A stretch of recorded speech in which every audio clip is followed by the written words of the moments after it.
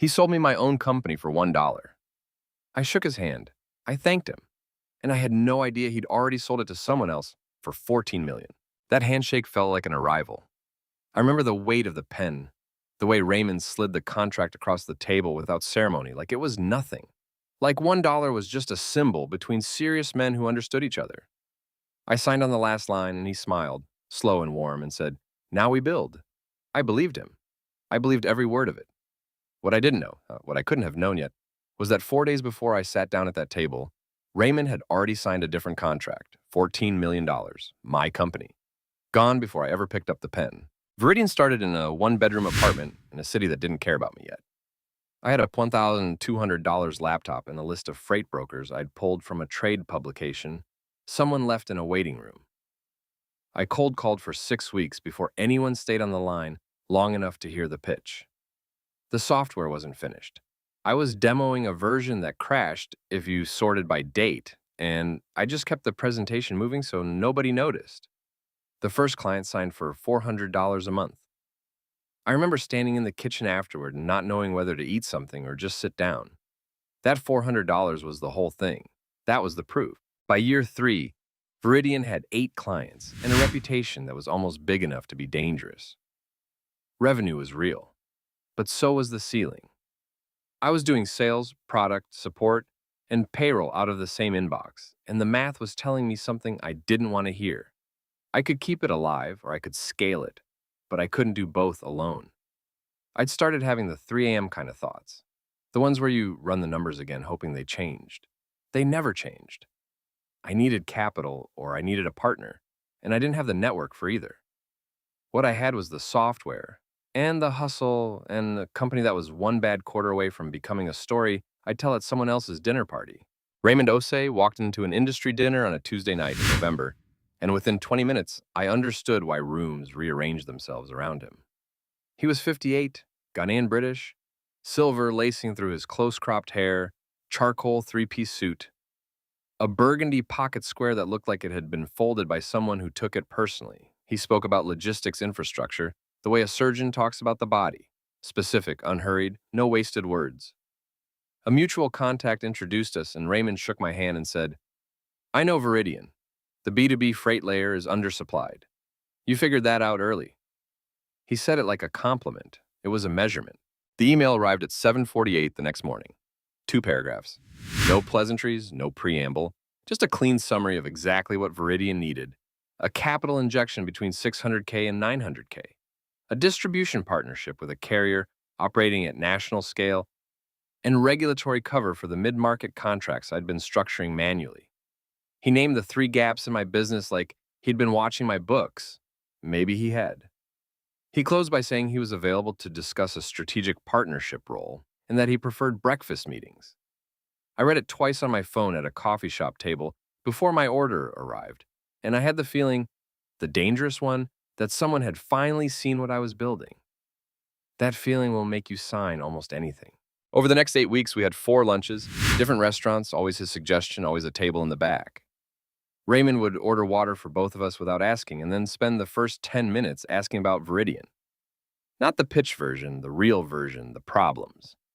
He introduced me to a customs attorney who saved me 3 weeks on a compliance filing. He passed along a warm introduction to a VP at a regional freight co-op, just because. He never once asked for equity, a fee, or a favor. That was the part I should have held on to. Every relationship has a ledger, even the ones that look like friendship. Raymond's ledger was just private. The proposal came on a Thursday afternoon in Raymond's private office. Dark wood shelves, one window with a gray city view, the kind of room that makes your own office feel like a storage unit. He walked me through the structure in 12 minutes. No slides. I sell Veridian to him for $1. Symbolic, he said. The word he used was symbolic. Raymond leverages his network to secure a growth round, and we split the upside 60-40 in my favor. He said the $1 price wasn't about value. It was about trust. It was about demonstrating that I believed in the partnership enough to let the paperwork reflect it. He made it sound like signing for $1 was the generous, confident thing to do. And I sat there in that chair and I thought, this is what making it feels like. I called Caleb from the hallway of my apartment that same evening, still in my jacket. Caleb Morrow had been my attorney since Veridian had its first contract worth worrying about. Sharp, fast. The kind of lawyer who reads a paragraph once and already knows which sentence is the problem. I walked him through the structure and he went quiet for a moment. Then he said, $1 isn't a price, it's a transfer. He told me not to sign anything until he had a full partnership agreement, an IP schedule, and a non-compete in writing. I said Raymond had offered to have it drafted by end of week. Caleb said, "Good, then we wait for end of week." There was something in his voice, not alarm, just precision, that I filed away without fully opening. The partnership agreement arrived Friday at 4 p.m. 22 pages, dense, formatted by someone who billed by the hour. Caleb spent the weekend in it. He called me Sunday and said the language was aggressive, but not unusual for a strategic acquisition of this type. The liability carve-outs were broad but defensible, and the governance clauses gave Raymond significant operational authority post-transfer. Then he said, two things are missing. There's no non-compete protecting you, and there's no IP schedule attached. Raymond's office said both would be addended after signing. Caleb didn't like that, but he also couldn't point to a specific clause that was a clear fraud. He said, it's a trust document, which means the risk is entirely in who you're trusting. The night before signing, I read the agreement again at my kitchen table. It was past midnight. I had a glass of water I wasn't drinking and the kind of quiet that makes small things loud. Somewhere around page 9, I found a line I'd skimmed before. See Schedule C, parallel instruments, incorporated herein by reference. I flipped to the back. No Schedule C. I scrolled through the digital version.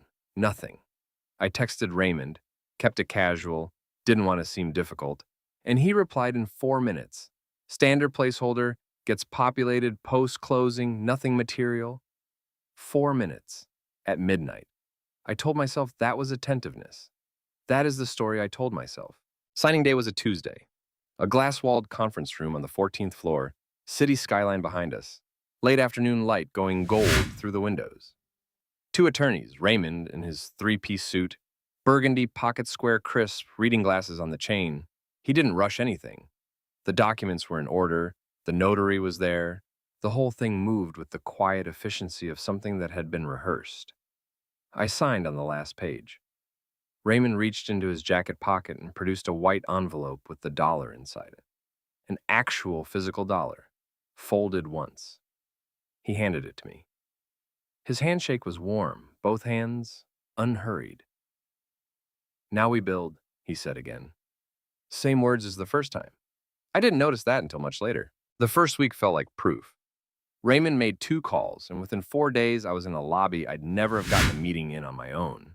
National freight carrier, glass and steel, visitor badge, laptop bag. The meeting went well. They wanted a follow-up. I walked out onto the street and called my mother and told her something was finally moving. That was the word I used, moving. I had confused momentum for safety. Forward motion and solid ground are not the same thing, but when you've been grinding for 3 years, anything that feels like acceleration starts to feel like arrival. I was already spending the upside in my head. That's the most expensive habit I've ever had. Esme Park started coordinating my calendar about 10 days after signing. Raymond's executive assistant, 29, Korean-American, a sharp bob, always in a black turtleneck and slacks, a tablet that seemed surgically attached to her forearm. She was efficient in a way that made other people's assistants look like they were experimenting with the concept. We'd meet for 20 minutes in the morning in a small glass room off Raymond's floor, and she would move my week around with the calm authority of someone who manages things that matter. Once, near the end of one of those sessions, she mentioned that Raymond's other project had a tight timeline and that there might be some scheduling pressure in the coming weeks. I nodded. I didn't ask what the project was. I should have asked. It was a Wednesday morning, 12 days after I signed, and I was on the subway.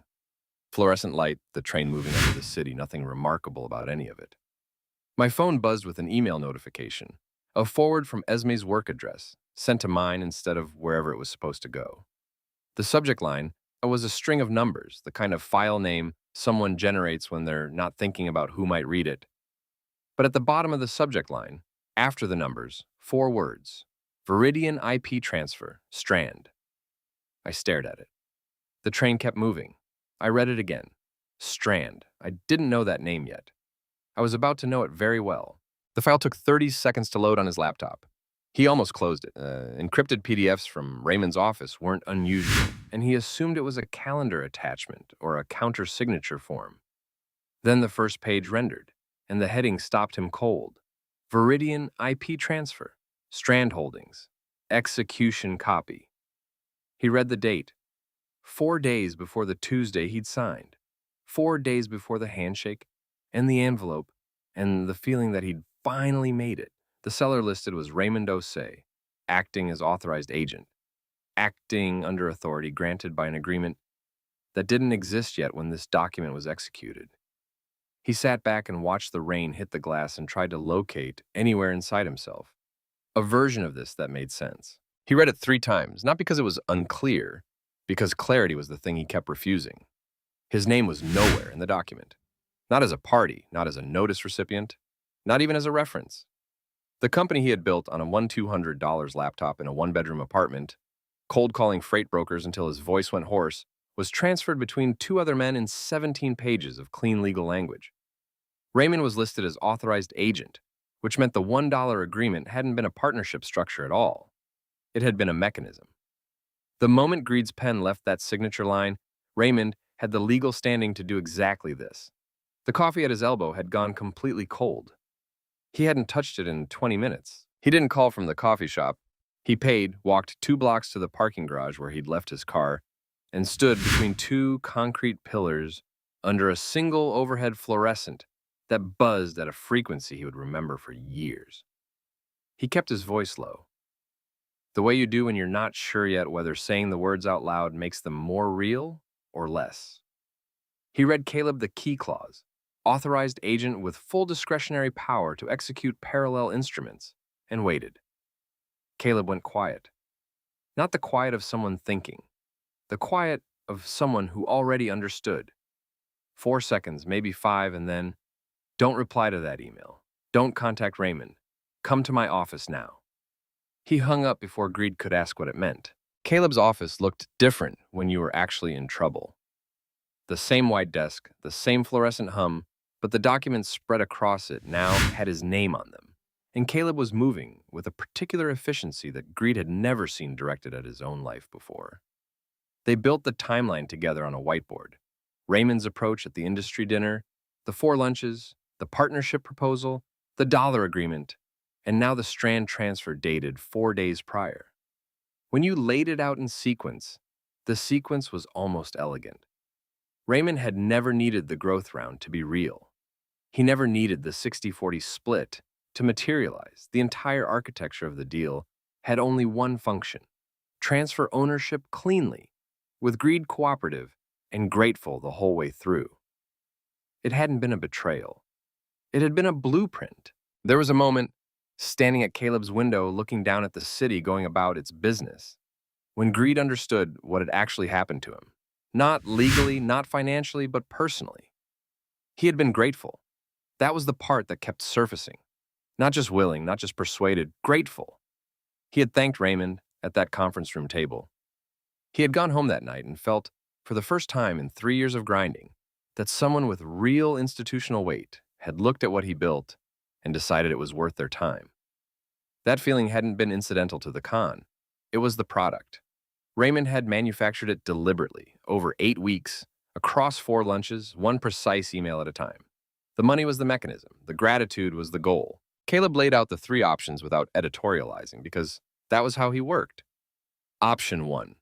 Take whatever Raymond offered, sign an NDA, and walk away with something instead of nothing. Clean, fast, and it buries you. Option 2. Civil fraud action, which would be expensive, slow, and contested every step. With Raymond's attorneys arguing the dollar agreement granted him full discretion. Option 3. Regulatory complaint, delivered alongside the Strand document. Not a lawsuit, but a disruption, one that could freeze the acquisition before Felix Strand finished absorbing Veridian's clients. Each one had a cost that wasn't money. Walking away cost him the truth. Suing cost him years. The regulator cost him the quiet life he'd been trying to build. Caleb clicked the cap back on his marker and let the silence sit. Raymond called that evening at 9:14, and his voice had the same unhurried warmth it always did. the timbre of a man who had never needed to rush anything, because things had always resolved in his favor. He asked how greed was settling into the transition, mentioned a contact at a national freight carrier who'd been asking questions, said they should have breakfast Thursday morning. He gave no sign. None. Not a shift in register, not a half-second's hesitation. Either he didn't know about the forwarded file yet, or he knew and had decided a casual call was the right move. And greed couldn't tell which, and that uncertainty was itself information. He said yes to breakfast, thanked him, and set the phone face down on the windowsill. His hands were completely steady. He wasn't sure how. They were in Caleb's office by 5:30 the next morning. One desk lamp, the city still dark outside, 2 paper cups of gas station coffee that neither of them was really drinking. Caleb had already pulled the metadata from the Strand agreement. The file creation timestamp confirmed it predated the dollar signing by 96 hours.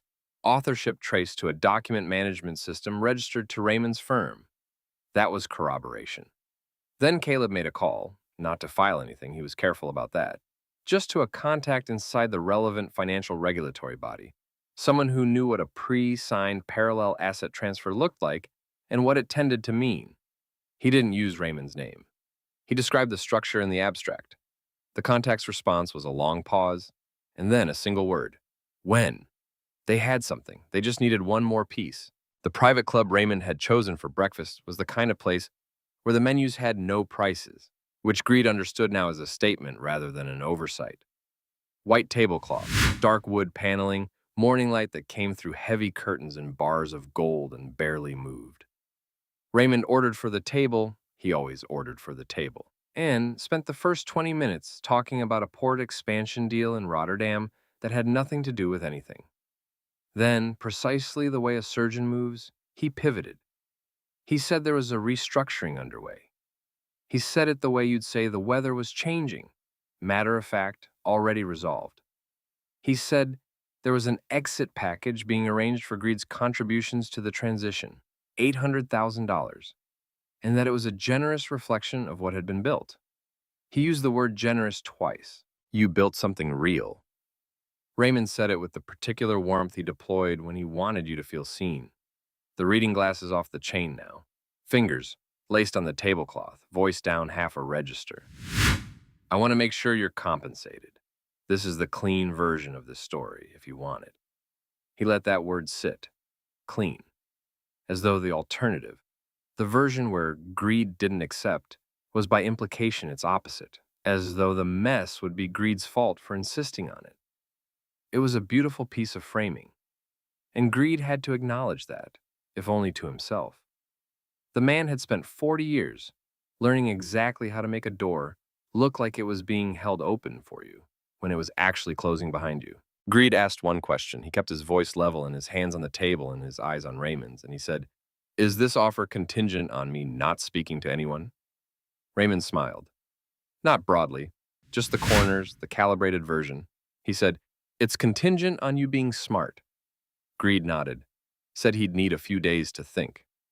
Raymond said, of course, refilled Greed's water glass himself the way he always did. And the conversation moved on to something about a golf tournament, and the food arrived, and they ate. They sat there for another 40 minutes and talked about almost nothing. And the whole time, between the linen napkins and the filtered morning light and Raymond's unhurried voice, Greed's phone sat face down on the table. Neither of them mentioned it. What Raymond didn't know, couldn't have known, because Greed had said it before he walked in and hadn't touched the phone since, was that the voice memo app had been running since the moment he sat down.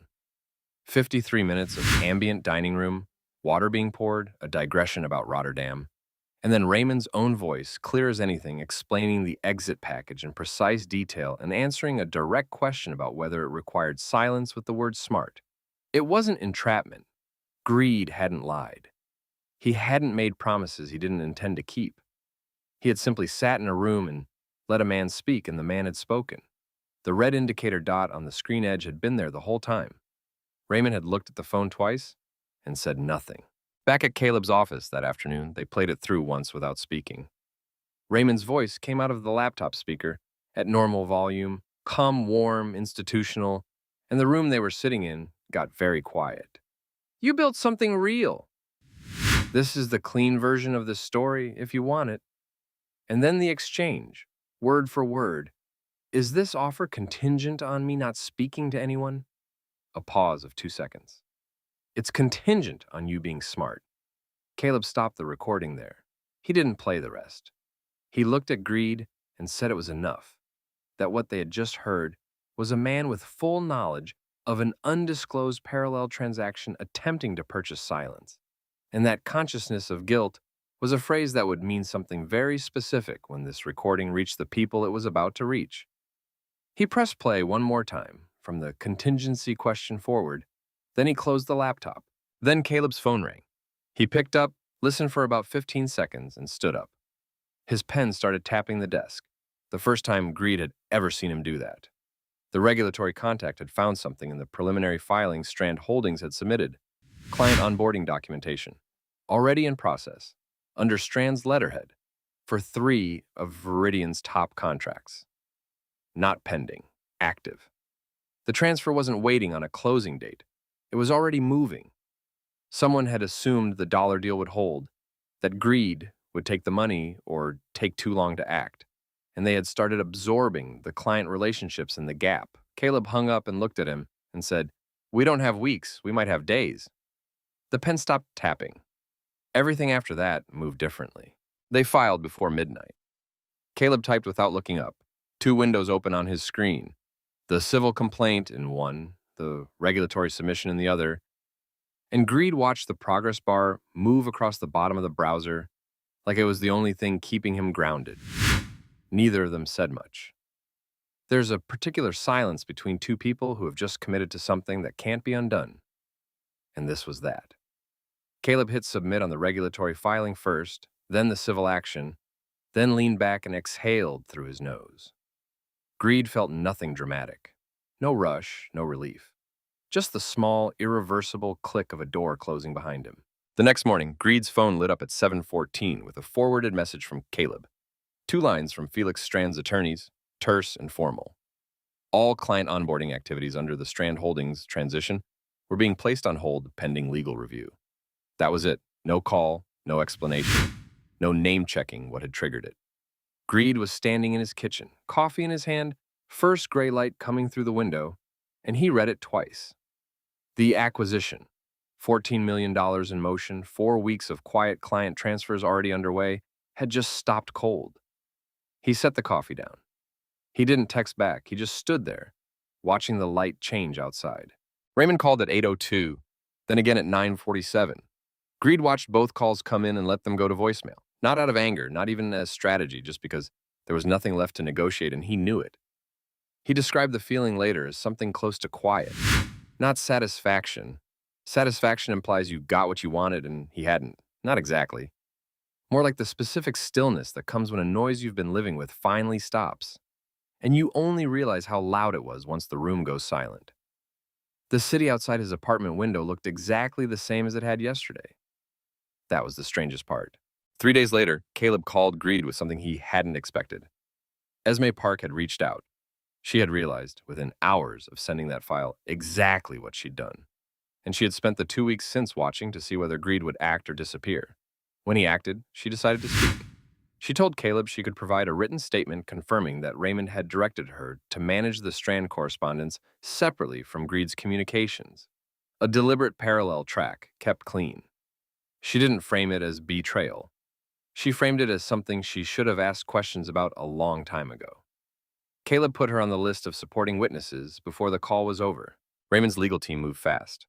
Their argument was that the $1 agreement granted him full authorized agent status and the latitude to structure subsequent transactions at his own discretion, that Greed had signed it, that Greed had been advised, that the Schedule C reference was disclosed, even if not attached. It was a coherent argument, Caleb said. On paper alone, it might have held. But the recording from breakfast made it something else entirely. A man who believed the transfer was improper enough that he was willing to pay $800,000 to keep it quiet.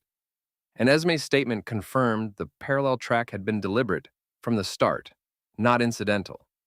The defense's core claim that this was a standard transaction misunderstood by an unsophisticated founder started coming apart at its joints. Felix Strand withdrew from the acquisition on a Wednesday. No press release, no public statement, Just a one-line message that Caleb forwarded to Greed that evening. Strand Holdings was discontinuing its interest in the Veridian transaction and releasing all related instruments. $14 million. Stopped with a single line of legal boilerplate. Greed read it standing at his apartment window and felt something he hadn't anticipated. Not triumph, but a strange, hollow kind of weightlifting. The way you feel when you finally put down something you didn't realize you'd still been carrying. Strand had done the math on regulatory exposure and decided the number wasn't worth it. Which meant, in the end, the thing that protected Greed wasn't heroics. It was the cold arithmetic of someone else's risk tolerance. The court ordered disgorgement of the deposit Raymond had already received from Strand, a sum that had moved quietly into a holding account the week before Greed had ever seen the $1 contract. Greed's court-ordered share came to $2.1 million. He sat in Caleb's office when the settlement document landed on the desk, and he didn't feel elated. He felt the specific, sober weight of a number that was real. Not the number Veridian might have been worth on its own terms. Not what 4 more years of building would have returned, but real. Caleb slid the page across without ceremony. Greed signed it. There was no handshake photo, no moment of visible relief. Just a ballpoint pen on a line, the same as it had all begun. Raymond didn't go to prison. That's the part that's hardest to explain to people, because it feels like the story should end that way. What happened instead was quieter and in some ways more complete. The withdrawal of every introduction, every co-investor relationship, every lunch that stopped being scheduled. The institutional world Raymond had spent 30 years building. The phone calls that got returned, the rooms he could walk into, those things depend on trust in a way that can't be rebuilt once a recording has played in a regulatory proceeding. Greed heard, through a mutual contact, that Raymond had moved to a consultancy in a smaller city. No specific city, just smaller. That detail stayed with him longer than any of the legal outcomes. Veridian came back to him under the settlement terms. The IP returned, the client contracts restored, though several clients had already begun transitioning to alternatives during the freeze and didn't come back. The company was smaller. Greed sat at a real desk for the first time in months. A modest office, his name on the frosted glass of the door, morning light coming in clean and unobstructed. And he noticed he felt no urgency to rebuild fast. That surprised him. The hunger that had driven him to sign anything Raymond put in front of him. The fear of being left behind, of missing the moment. It had quieted into something steadier. He wasn't sure yet if that was wisdom or just exhaustion. He thought probably it was some of both. He thought about what had actually happened. Not the legal mechanics of it, but the human thing underneath. He hadn't lost ground because Raymond was smarter. Raymond wasn't smarter. He was just more comfortable with the distance between what he said and what he meant. Greed had lost ground because he confused someone else's hunger for belief in him. And those two things can look identical until they don't. The 4 lunches, the 2-paragraph email, the way Raymond always poured the water. Greed had read all of it as faith. It was appetite. The difference is invisible until the moment it isn't, and by then you've already signed. What he watches for now is different. Not the obvious hunger, the person who asks too much too fast, who flatters clumsily, who needs something visible from you. That kind you see coming. The one he watches for is the person who needs nothing, who asks for nothing, who only ever gives. The introduction, the insight, the inside knowledge, the water poured without being asked. Because that person is not being generous. They are mapping your perimeter. They are learning the shape of what you want, so they know exactly where to stand when they need you to believe them. Generosity has a smell when it's real. Greed had just needed to learn what it smelled like when it wasn't. The $1 framed on the wall behind his desk. Black frame, plain white mat, no label. People who come into the office sometimes ask what it is, and he tells them tuition. Not the worst investment he ever made, because the worst investments are the ones you learn nothing from. This one cost him 4 years of equity, a company he had to rebuild from a smaller base, and about 14 months of his life he won't get back. What it bought him was something harder to price, the specific earned knowledge of what a trap feels like when it's designed by someone patient. The most expensive education, he'll tell you, is the one that feels like a gift while it's happening. He hasn't been wrong about that since. If Greed had taken the $800K and walked away quietly, do you think that would have been the wrong choice? Or just the human one?